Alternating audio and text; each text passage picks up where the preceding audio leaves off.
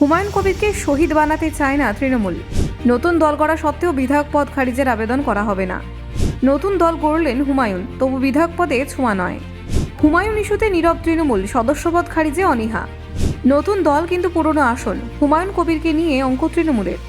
জনতা উন্নয়ন পার্টি গড়েও বিধায়ক থাকছেন হুমায়ুন। সাসপেন্ড হলেও বহাল বিধায়ক, তৃণমূলের কৌশলে বড় চমক। বিধানসভায় হুমায়ুন বিতর্ক, কিন্তু তবুও আবেদন নেই তৃণমূলের। হুমায়ুনকে গুরুত্ব দিতেই নারাজ তৃণমূল পরিষদীয় দল। দেখুন ঠিক কী ঘটল।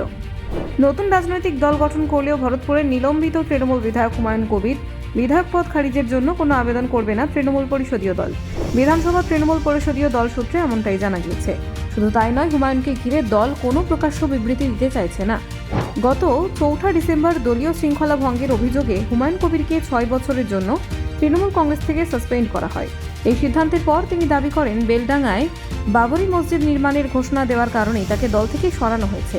সাসপেনশনের দিনে হুমায়ুন ঘোষণা করেন তিনি তৃণমূলের বিধায়ক পদ থেকে ইস্তফা দেবেন এবং 22 ডিসেম্বর নতুন রাজনৈতিক দল গড়বেন। তবে পরে নিজের সিদ্ধান্ত বদলে ভরতপুরের বিধায়ক জানান তিনি বিধায়ক পদ ছাড়বেন না। সোমবার মুর্শিদাবাদে জনসভা করে হুমায়ুন কবির আনুষ্ঠানিকভাবে জনতা উন্নয়ন পার্টি নামে নতুন রাজনৈতিক দল ঘোষণা করেন। একই সঙ্গে 2026 সালে বিধানসভা নির্বাচনের জন্য একাধিক আসনে প্রার্থীদের নাম প্রকাশ করেন তিনি।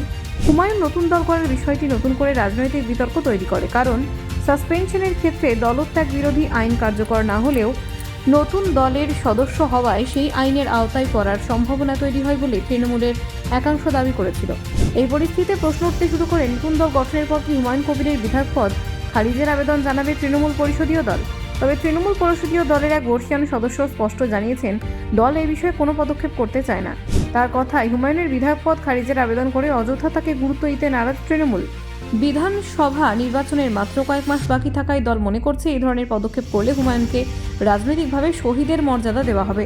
এই কারণে আপাতত হুমায়ুন কবিরের বিরুদ্ধে কোনো সংসদীয় পদক্ষেপ করতে চাইছে না তৃণমূল পরিষদীয় দল।